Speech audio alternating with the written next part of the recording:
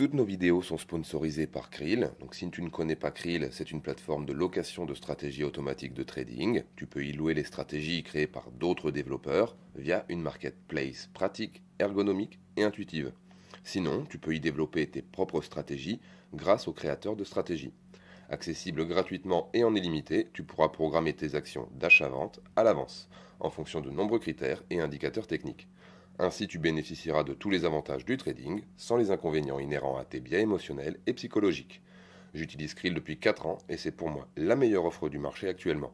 La plateforme est sécurisée et vos fonds restent sur votre wallet habituel, que ce soit Binance, KuCoin, FTX ou encore un autre wallet. Alors si tu n'es pas encore inscrit sur Krill, utilise le lien dans la description, rejoins la communauté Krillians et participe à la démocratisation des...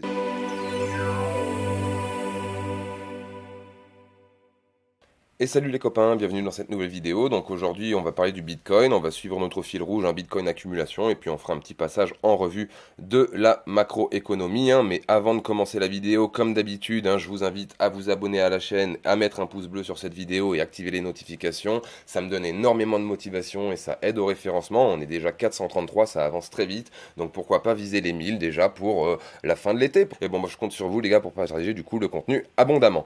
Donc on va commencer avec le Bitcoin tout de suite. Donc je vais vous passer, en ce qui concerne le Bitcoin, je vais vous passer en revue donc le graphique du Bitcoin en mensuel, et puis sur les autres échelles de temps, et puis on regardera également l'évolution du dollar, des contrats à terme, la Bitcoin dominance, et du coup la market cap des crypto-monnaies globales sans le Bitcoin et sans Ethereum. Donc on va commencer tout de suite pour le Bitcoin. Sur le plan mensuel, on est toujours au mois de juin, donc on n'est pas sur une nouvelle bougie. La situation n'a pas vraiment bougé, on est toujours en train de chatouiller la moyenne mobile 50 autour des 20 000 $. En ce qui concerne donc le plan hebdomadaire, sur le plan hebdomadaire, c'est déjà un petit peu plus intéressant puisqu'on le voit, la journée d'hier, on a eu un rebond, ce qui nous a permis de ne pas clôturer la semaine en dessous des 61,8 de Fibonacci, et je trouve que c'est quand même un très très bon signal au vu de l'écartement qu'on a par rapport à cette tendance qui a été formée par le top du 28 mars 2022 et du 1er novembre 2021. Donc on va voir comment ça se profile. Moi ça m'étonnerait pas déjà qu'on aille rechercher cette moyenne mobile 7 peut-être autour des 24 600 $. Donc on va voir comment va se dérouler cette semaine. On a une bougie qui doit se dessiner. On pourrait faire aussi une semaine complètement à plat, sachant qu'il y a beaucoup d'annonces macroéconomiques, on verra ça après. En ce qui concerne le plan journalier, donc j'en profiterai pour vous rappeler mon fil rouge. En ce qui concerne le plan journalier, donc hier on l'a vu, on a un gros rebond sur la prolongation des 1,27,2.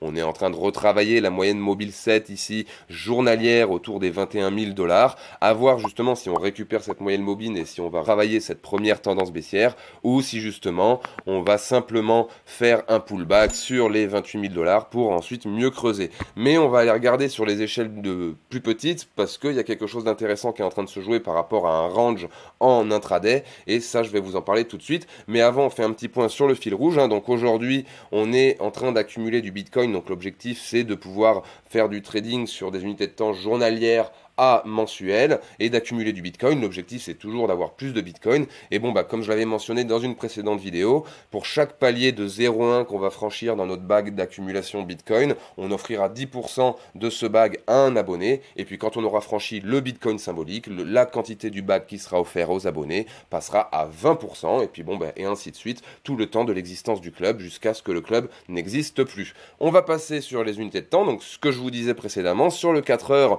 donc en intraday, on avait ici un range, vous voyez, qui était compris entre les 22 000 et les 20 000 $. Donc on l'a cassé à la baisse ici le 18 juin. Donc on va voir si on est sur une situation où on est en train de faire un pullback pour ensuite mieux s'écraser et aller chercher les 15 700 $, ou si on va simplement retravailler cette moyenne mobile 50, réintégrer le range pour ensuite rester ici au-dessus des 20 000 $, ce qui serait quand même un très très bon signe pour le Bitcoin. Et sur le 1 heure, en ce qui concerne donc la journée d'aujourd'hui plus précisément, donc dans les heures qui viennent, qu'est-ce qui se profile? Je trouve qu'on a un joli baleine moyenne mobile qui est en train de se mettre en place. Donc l'expression baleine moyenne mobile vient de Rodolphe Stéphane d'IVT Trading. Si vous ne connaissez pas IVT Trading, je vous invite à rejoindre cette communauté également, qui est une communauté très pro.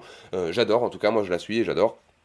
Quoi qu'il en soit, donc sur le 1 heure, on a une configuration bullish qui est en train de se mettre en place. Ça ne veut pas forcément dire qu'elle va perdurer. Donc on va voir, hein, c'est le contexte macroéconomique qui fait une grosse pression baissière sur le marché et pas forcément que le marché des cryptos. On voit par exemple, hein, le dollar ici, si on le met sur une perspective hebdomadaire, on voit que le dollar il est dans un haut de range. Donc il est en train de chatouiller ses plus hauts historiques. Il est très fort le dollar actuellement. La question c'est de savoir est-ce qu'on va faire un range au-dessus, donc le dollar va se renforcer davantage et du coup ça serait certainement à la défaveur du Bitcoin, ou bien est-ce que le dollar il va venir retravailler la médiane de range, ce qui nous laisserait un petit peu de respiration, et ça serait vraiment cool, parce que je vous avoue que les gars, la gueule du marché en ce moment, il donne vraiment envie de chialer.